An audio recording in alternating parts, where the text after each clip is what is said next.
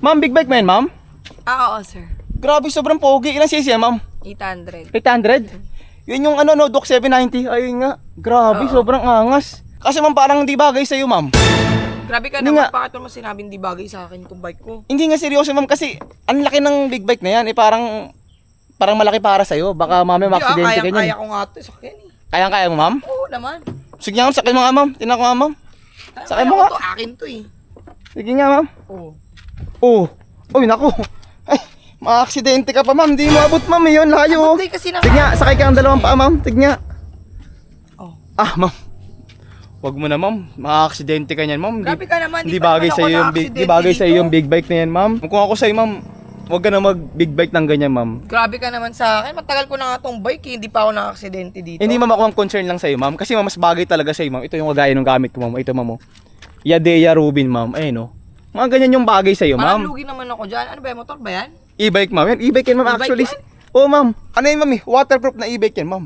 Waterproof, fireproof, tapos scratch-proof pa. Pero mo, sobrang angas niyan, ma'am. Ayun, oh. Yan yung bagay sa iyo. Kasi ito mababa lang, ma'am. Pambabae talaga, ma'am. Ayun, oh. Baba ng seat height niya, no.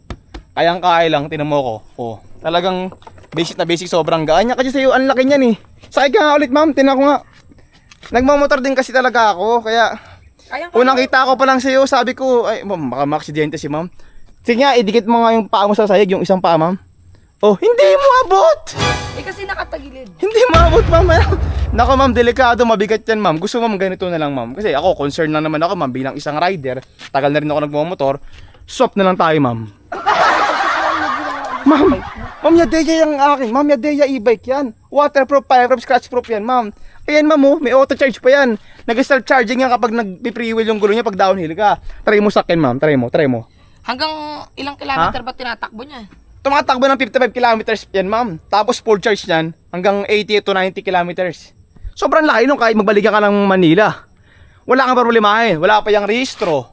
Hindi mo kailangan ng driver's license. Hindi ka pa ma-checkpoint. Walang sita-sita sa checkpoint kahit wala kang helmet, okay lang. Eh yung sa'yo, ma'am, sobrang higpit niyan. Mahal-mahal ng rehistro niyan. Mahal pa ng maintenance niyan. Change oil niyan, di ba? Mga 5,000. Oh. Di ba? Ito wala kang change oil. Walang langis-langis yan, ma'am, sabi ko sa'yo. Ano? Kasi maka-aksidente ka pa niya, kagaya niyan. Hirap na hirap ka, di mo nga maabot yung motor mo. Baka kung ano pang mangyari sa'yo. Anong ingay pa ng tambutsuma mo? Mahuhuli ka niyan. Magagalit mga kapitbahay mo. Pansin ko pa yung plaka mo. Oh, nakatago. Nako, yari ka sa LTO talaga. Yari ka sa LTO talaga dyan, ma'am. Ano, ma'am? Ito ka na lang. Oh, testing mo, ma'am. Sakyan mo lang, ma'am. Para maintindihan mo sinasabi ko. Sige, sakay mo. Sasakyan ko? Oh, sige. Sakay ka, ma'am. Tinan mo. Yan. Yadea Rubin. Oh. Ayan yung panel niyan, ma'am. Oh. Naka-LED panel pa yan, oh. Dashboard. Tinan mo. May plastic pa, ma'am. Oh. Bagong-bago pa yan. Bagong-bago yan, ma'am. So, makinis, ma'am. Scratch-proof yan, ma'am. Sinusunog yan. Sinusunog nila ito, ma'am. Inaapoy yan. Tsaka sinasakyan yan. Ginagasgasan. Hindi nagagasgasan yan, ma'am. Fireproof yan, ma'am. Tapos mayroon niyang scratch resistance. Waterproof yan. Kahit bumiyahe ka sa baha, ma'am. Kahit ibaha mo. Samahan pa kita sa baha. Kahit sa dagat pa tayo magbiyahe. Pwede yan. Diba ang gaan? Oo. Sobrang gaan, diba? Diba? Tinan mo. Tsaka, ma'am, abot mo. Yung pinakamahalaga sa lahat. Ayan, oh. Abot mo. Oh. Tinan mo. Anong abot mo? Hindi mo abot doon. Ma-aksidente ka pa doon. Taas-taas niyan. Ayan ang bagay sa'yo. Ayun, oh, sobrang pogi, ma'am, oh. Oh. Diba? Talikod ka, ma'am. Magkano ba yung ganito? Ha? Magkano ba yung ganito? Mura lang yan. Nasa ano lang yan. Nasa 45,000. 45,000 lang to? Oh, stop tayo. Di ka lugi, diba? Parang lugi naman ako dito sa big bike ko. Mahal-mahal ang big bike ko kaysa sa e-bike ko. Mga ano yun yung mahal na big bike mo kung ma-aksidente ka naman.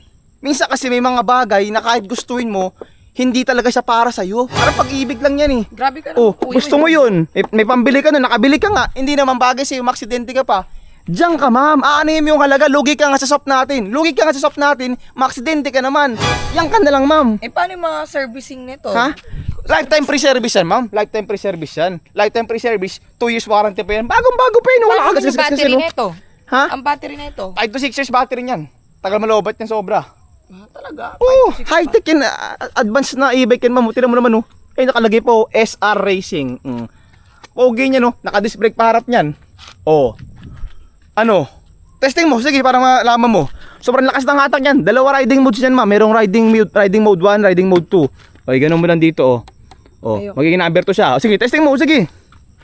Sige, testing mo. Ikot ka roll sa dulo. Mga 3 beses, ma'am. Oo, sige, 3 beses ikot ka. Wala ka ng big bike. Akin na yung big bike mo. Gaya nga na napanood nyo, this is Yadea Rubin, one of the budget meal e-bike ni Yadea. Sino nga ba si Yadea? Yadea is a global #1 e-bike for 8 consecutive years at sinabi ko ang global, buong mundo yon mga bro. Napakaganda ng e-bike na ito dahil meron tong spec na waterproof kung saan pwede mo siyang ibiyahe sa baha kahit saan ka pa sa Pilipinas. Meron din siyang scratch resistance at fire resistance at napaka-porma ng design ng e-bike na to. Sa murang halaga na 45,000 pesos, makakabili ka na ng e-bike na kayang bumiyahe ng 55 kilometers per hour at ang max range nito ay 80 to 90 kilometers sa isang full charge. Napakalawak din ng compartment nito at malawak din yung footrest nito. Napakaganda nito ipanghatid sa school sa mga estudyante mo or pampasok mo sa school or pampasok sa trabaho. Sa murang mahalaga ay meron ka ng high-tech na e-bike. So ano pang hinihintay mo? Pumunta ka na sa malapit na Yadea branch sa'yo at bumili ka na ng Yadea Ruby.